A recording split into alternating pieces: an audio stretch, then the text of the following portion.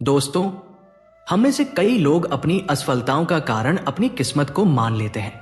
हम सोचते हैं कि हमारे पास संसाधनों की कमी है, हमारी मेहनत बेकार जाती है और दूसरों की किस्मत हमसे ज्यादा मजबूत है। लेकिन क्या कभी हमने ये सोचा है कि हमारी असली समस्या किस्मत नहीं, हमारी सोच और हमारे कर्म है? आज मैं आपको एक ऐसी प्रेरणादायक कहानी सुनाने जा रहा हूं जो आपकी सोच को बदल देगी और आपको यह सिखाएगी कि किस्मत के भरोसे बैठने से कुछ नहीं होता। किस्मत तभी बदलती है जब हम अपने कर्मों पर विश्वास करते हैं। तो आइए सुनते हैं कैसे सही दिशा में की गई मेहनत जीवन को बदल देती है। ध्यान से सुनिए, यह कहानी आपकी सोच को गहराई से झकझोर सकती है। बहुत समय पहले एक नगर में एक विद्वान ऋषि मुनि ठहरे हुए थे।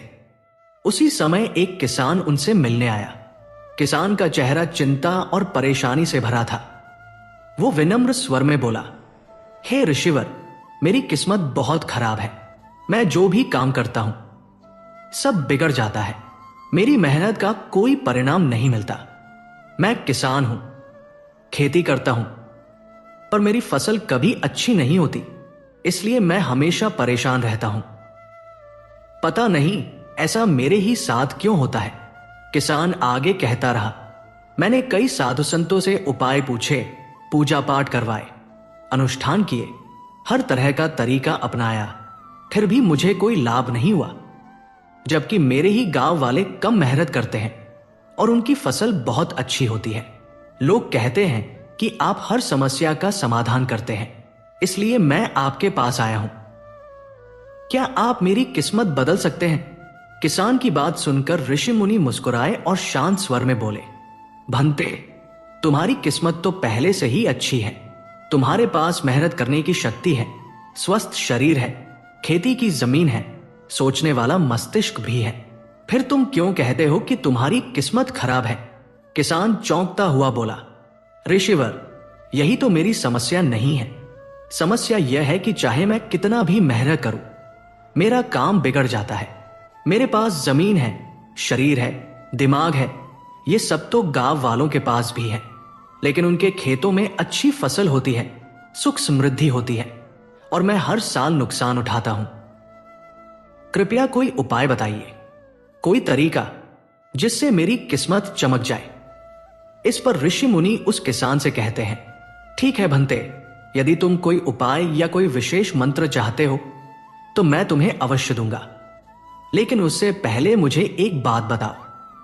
क्या तुम्हें पता है कि तुम्हारे खेत में एक खजाना छिपा हुआ है? यह सुनकर किसान हैरान रह गया। उसकी आंखें फैल गईं और वह तुरंत बोल पड़ा, हे ऋषिवर, आप क्या कह रहे हैं? मेरे खेत में खजाना है और मुझे पता तक नहीं। कहां है वो खजाना? मुझे अभी बताइए, मैं तुरंत जाकर उसे निकाल लूंगा। इस पर ऋषि मुनि शांत मुस्कान के साथ कहते हैं, भंते, खजाना ऐसे ही नहीं मिलेगा। उसे पाने से पहले तुम्हें मेरा एक काम करना होगा। जैसा मैं कहूं वैसा करना होगा, तभी तुम्हें वो खजाना मिल पाएगा। किसान बिना देर किए कहता है, ऋषिवर, आप जैसा आदेश देंगे मैं वैसा ही करूंगा। बस मुझे बता दीजिए कि वो खजाना है कहां। तब ऋषि मुनि कहते हैं, जाओ, अपने खेत में जाओ और वहां की मिट्टी की एक टोकरी भरकर अभी मेरे पास लेकर आओ। किसान तुरंत भागकर खेत में जाता है, जल्दी जल्दी मिट्टी भरता है और लौटकर ऋषि मुनि के पास आ जाता है। मिट्टी को देखते हुए ऋषि मुनि कहते हैं, अच्छा, अब ध्यान से सुनो। ठीक 1 महीने बाद अपने पूरे खेत की खुदाई करना, और जब तुम्हारा पूरा खेत खुद जाए तब उसमें से फिर एक टोकरी मिट्टी भरकर मेरे पास लाना। किसान ये सुनकर उलझन में पड़ जाता है। उसके मन में प्रश्न उठता है, जब खजाना मेरे खेत में ही है तो ऋषि मुनि मुझे सीधे सीधे क्यों नहीं बता देते कि वो कहां दबा हुआ है? कुछ सोचा विचारा और अंत में वो पूछ ही लेता है, हे ऋषिवर, यदि खजाना मेरे खेत में है तो आप मुझे सीधे बता क्यों नहीं देते? मैं अभी जाकर उसे निकाल सकता हूं। 1 महीने का इंतजार क्यों? इस पर ऋषि मुनि शांत स्वर में समझाते हैं, भंते, हर कार्य का एक उचित समय होता है। यदि वह सही समय पर किया जाए तभी उसका फल शुभ होता है। यदि मैं अभी तुम्हें खजाने का स्थान बता दूं तो हो सकता है तुम उसे खो दोगे या तुम्हें उसका कोई लाभ ही न मिले। अब सोचो, तुम अभी खजाना पाना चाहते हो या सही समय पर? इन वचनों को सुनकर किसान कुछ देर गहरा सोचता है, फिर वो विनम्रता से कहता है, हे ऋषिवर, आप जैसा कहेंगे मैं वैसा ही करूंगा। इतना कहकर वह ऋषि मुनि को प्रणाम करता है और अपने घर लौट जाता है। लेकिन अब उसके मन में बेचैनी बढ़ती जाती है। वो अपने मन को समझाने की कोशिश करता है, अपनी इच्छा को रोकता है, पर उसका मन हर समय खजाने के बारे में सोचता रहता। रात में उसे खजाने के सपने आते, दिन में वो खेत के एक कोने में बैठकर खजाने की कल्पनाएं करता। हर पल सिर्फ यही विचार, जब मुझे खजाना मिल जाएगा मैं नगर का सबसे धनी व्यक्ति बन जाऊंगा, मेरे पास सब सुख सुविधाएं होंगी और मेरा जीवन आनंद से भर जाएगा। धीरे धीरे पूरा एक महीना बीत गया। दिन आया जब किसान अपने खेत गया और उसने अपने खेत से एक टोकरी मिट्टी खोदकर भर ली। वह जल्दी से उस टोकरी को लेकर ऋषि मुनि के पास पहुंच गया और उत्साहित स्वर में बोला, हे ऋषिवर, ये लीजिए, ये मिट्टी मैंने अपने खेत से लाई है। अब कृपया बताएं, वो खजाना कहाँ है? ऋषि मुनि पूछते हैं, क्या तुमने अपना पूरा खेत खोद डाला? किसान थोड़ा हैरान होकर कहता है, नहीं ऋषिवर, आपने तो केवल एक टोकरी मिट्टी लाने को कहा था। मैंने केवल उतनी ही मिट्टी निकाली। भला खजाने के लिए मुझे पूरा खेत क्यों खोदना चाहिए? आप बस मुझे यह बता दीजिए कि खजाना किस जगह दबा है, मैं जाकर वहीं खोद लूंगा और उसे निकाल लूंगा। इस पर ऋषि मुनि गंभीर होकर कहते हैं, भंते, वो खजाना तभी मिलेगा जब तुम पूरा खेत जोतोगे। यदि तुम खेत नहीं जोतो तो खजाना बाहर नहीं आएगा। अब तुम खुद सोच लो कि क्या करना है। किसान कुछ देर सोचता है, फिर निर्णय लेता है। वो प्रणाम करके वापस घर लौट जाता है और अगले ही दिन वो अपने खेत को पूरी तरह जोतने में लग जाता है। पूरा दिन मेहनत करने के बाद वो वापस एक टोकरी मिट्टी लेकर ऋषि मुनि के पास पहुंचता है। लेकिन इस बार ऋषि मुनि मुस्कुराते हुए कहते हैं, भंते, तुम्हारा खेत अभी ठीक से नहीं जोता गया है, वापस जाओ और एक बार फिर कोशिश करो। हल जरूरी है, फिर से मेहनत करो। किसान विनम्रता से जवाब देता है, ऋषिवर, मेरे पास हल नहीं है। मैं केवल हाथ से या छोटे औजारों से थोड़ा थोड़ा खेत जोत पाता हूं। ऋषि मुनि सौम्य स्वर में कहते हैं, कोई बात नहीं भंते, प्रयास फिर भी करो। बिना परिश्रम के कोई फल नहीं मिलता, मेहनत का फल अवश्य मिलेगा।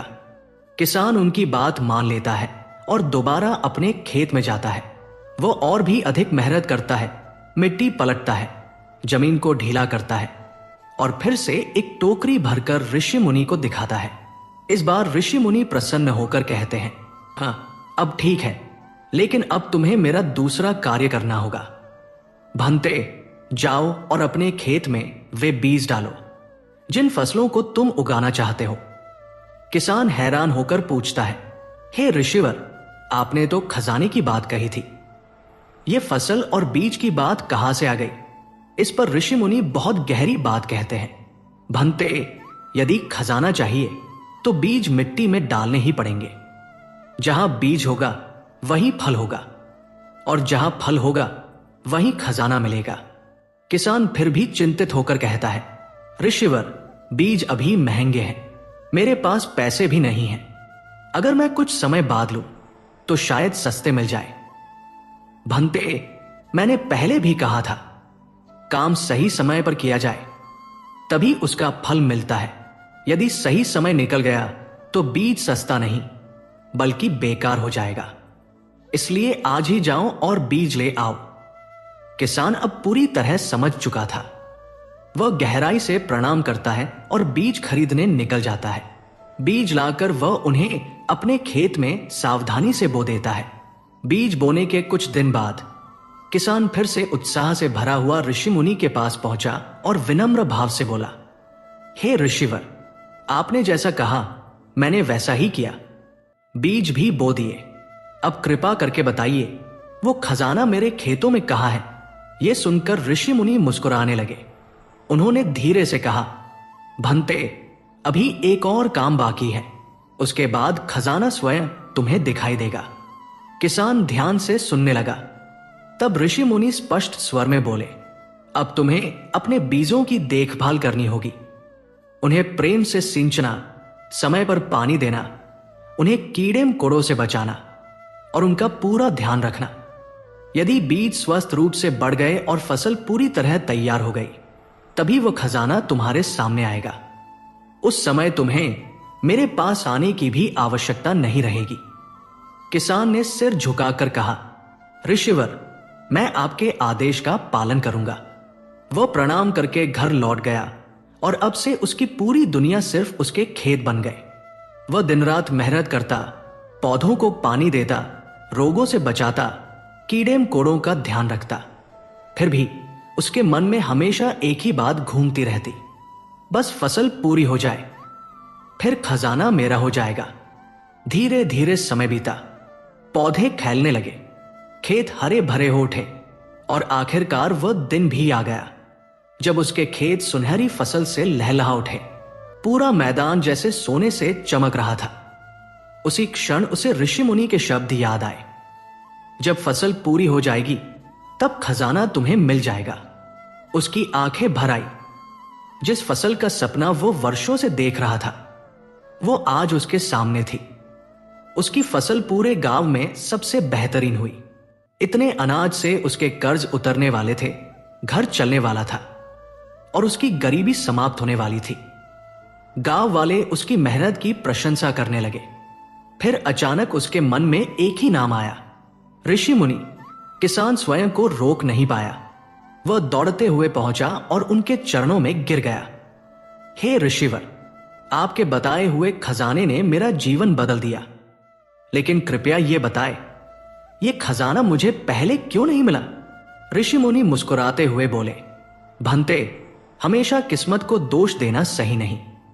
तुम अपनी किस्मत को कोसते रहे, जबकि किस्मत खराब नहीं थी। तुम्हारे कर्म गलत थे। तुम चाहते थे कि बिना मेहनत, बिना सही दिशा के तुम्हारी फसल सबसे अच्छी हो जाए। इसलिए मैंने तुम्हें खजाने का लालच दिया, ताकि तुम सही समय पर सही काम करो। और जब तुमने वही किया, तब तुम्हें अपना फल मिल गया। फिर वे बहुत गहरी बात कहते हैं, तुम्हारा असली खजाना तुम्हारा स्वस्थ शरीर है। इसी शरीर से तुम मेहनत करते हो, सीखते हो और जो चाहे पा सकते हो। लेकिन लोग अपनी किस्मत का रोना रोते रहते हैं और कर्मों में विश्वास ही नहीं करते। ऐसे लोग भला अपने लक्ष्य तक कैसे पहुंच सकते हैं?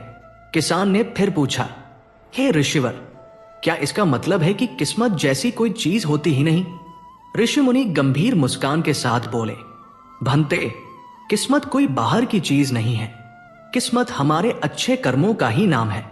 यही सत्कर्म हमें शक्ति, बुद्धि और अवसर प्रदान करते हैं, जो हमें सही दिशा में काम करने की प्रेरणा देते हैं, और उन्हीं कर्मों से हम अपने जीवन के लक्ष्य को प्राप्त कर पाते हैं। ऋषि मुनि के मुख से यह शिक्षा सुनते ही किसान भावुक हो उठा। वो उनके चरणों में गिर गया और कांपती आवाज में बोला, हे ऋषिवर, आज मुझे समझ आ गया कि किस्मत खराब नहीं होती, मेरे ही कर्म गलत थे। आज से मैं कभी भी अपनी किस्मत को दोष नहीं दूंगा। मैं अपने कर्मों को सुधारूंगा और हर कार्य सही समय पर करूंगा। इतना कहकर उसने विनम्रता से प्रणाम किया और संतोष के साथ घर लौट गया। दोस्तों, ठीक यही गलती हम में से अधिकतर लोग भी करते हैं। हमें से बहुत से लोग हमेशा अपनी किस्मत को कोसते रहते हैं, लेकिन अपने कर्मों पर ध्यान ही नहीं देते।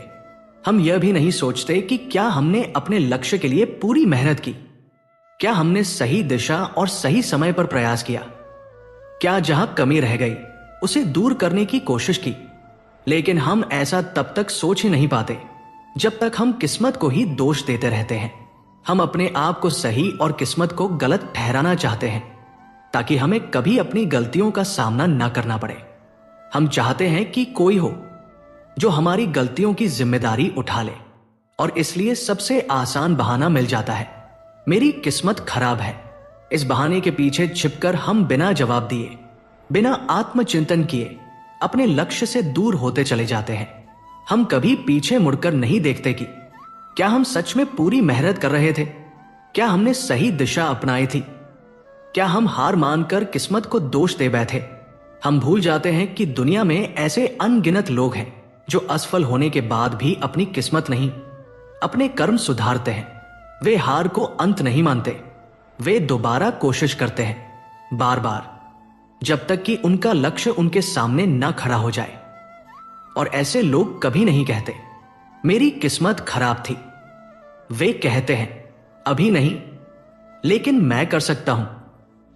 और यही सोच कर्म को किस्मत से बड़ा बनाती है। तो दोस्तों, इसे यह सीख मिलती है कि किस्मत को दोष देना आसान है, लेकिन खुद को सुधारना ही सफलता की असली शुरुआत है। किस्मत इंतजार नहीं चाहती, कर्म चाहता है पूरी ताकत और सही समय।